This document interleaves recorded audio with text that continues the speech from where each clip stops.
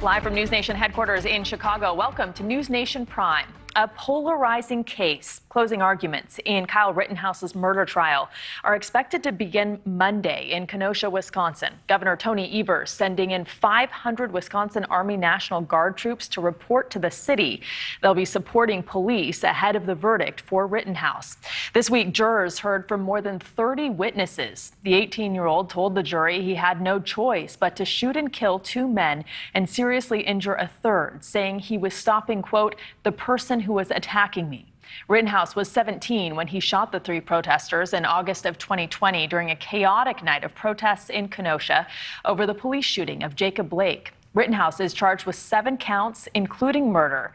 Here to delve deeper with us is Allison Treasel. She is a criminal defense attorney. Thanks for being here to break it down for us. Thanks for having me. So yesterday, the judge issued a number of rulings that may help the prosecution, including allowing the jury to consider lesser charges. Do you think this is an effort by the judge to put his thumb on the scale because he gets the sense that the prosecution has potentially put a conviction in peril? Well, what's interesting is that this judge has really ruled in favor of the defense on multiple occasions during this trial. But his biggest ruling actually is that he is going to allow an instruction about provocation. So what does that mean? That is that if, in fact, Kyle Rittenhouse provoked the attacks on him, then it negates his self-defense argument. So it is actually probably his most powerful ruling, which is shocking for a lot of people who watch this case, because a lot of people thought, why is this judge being so tough on the prosecution? Okay, so let's talk about some valid points raised by the state. They argue that, as you just said, Rittenhouse created this peril, that he remained in this chaotic situation after curfew. He was acting as a vigilante. He was claiming to be a first responder. He was carrying around an assault rifle he wasn't allowed to have. What does that mean to this case? Right. I mean, they're saying, look, you brought this assault weapon and you intended to kill somebody. But he did a very good job, despite those tears that some are calling crocodile tears. He did a very good job holding steady and saying, I did not go there to kill anybody, and I had to do this because I was being attacked, and so I had to defend myself. I did nothing wrong.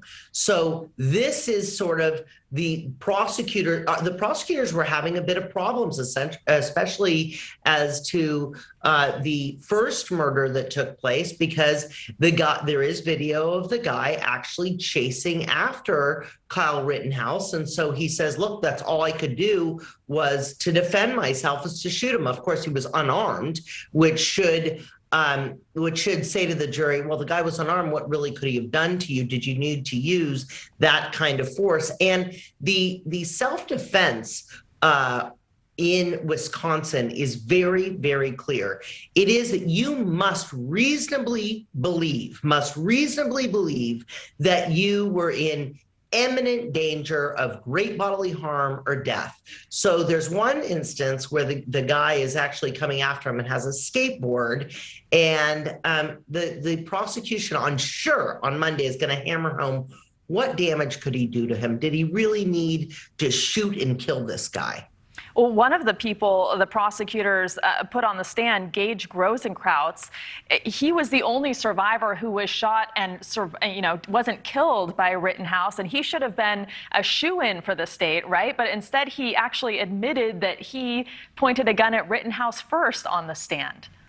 Right. This testimony did not go the way the prosecution had hoped, right? I mean, that was pretty devastating testimony. And he said, yes, I pointed my gun at him, which Kyle Rittenhouse can very easily say, see, well, what choice did I have but to shoot him? He didn't kill him, but what choice did I have? Now, some of these lesser included, which the defense did not object to, the defendant takes a big risk, because when these all or nothing charges, right, the intentional homicide, the reckless homicide, if a jury acquits him of those, then he walks on those charges. But if they find a lesser included charge, he's still looking at spending lots and lots of time in prison on those charges. Well, if he walks, let's say he's acquitted on all the charges, how long, what's the over and under before the feds bring charges on the weapons charges against him? Right. And I don't think by the way, he is charged with this misdemeanor offense of possessing this firearm being underage, but it's a misdemeanor offense. So I don't think there's any way he'll be acquitted on that. But the maximum you can get on that is 9 months in the jail. But what about federal charges of transporting the weapon?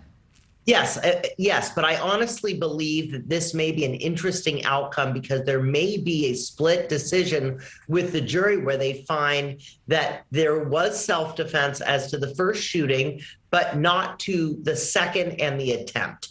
So, and that rarely happens, but enough time elapsed between the first shooting and the other two where a jury could say, yes, the first time he acted in self-defense, he was in reasonable fear, but beyond that, absolutely not.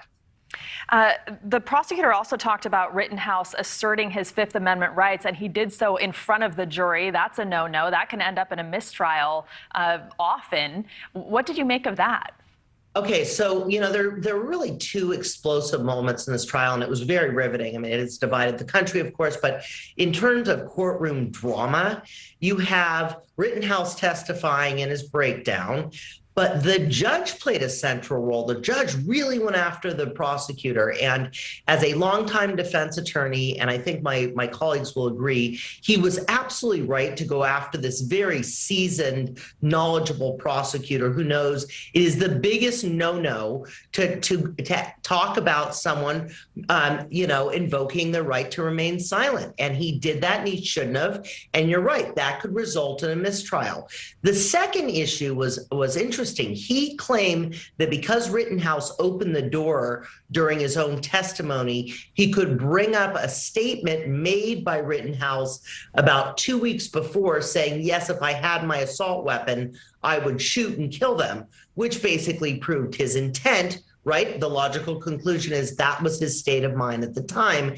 Judge says, I already told you couldn't talk about it. And how dare you get into it without asking me first? So I do believe the judge was absolutely right to toe the line and get super angry about the Miranda issue and invoking. As to the other, he was a little harsh with the prosecutor.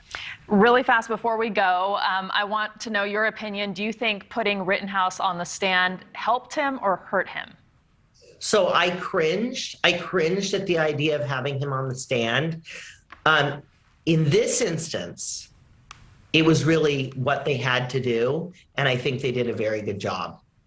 All right, Allison Treasel, thank you so much for your insight tonight. We'll be watching. Maybe we'll have you back on next week and we'll have some sort of outcome from this trial. Thank you so much. Thanks for watching. Click the red subscribe button below so you can get more of NewsNation's fact-driven, unbiased coverage.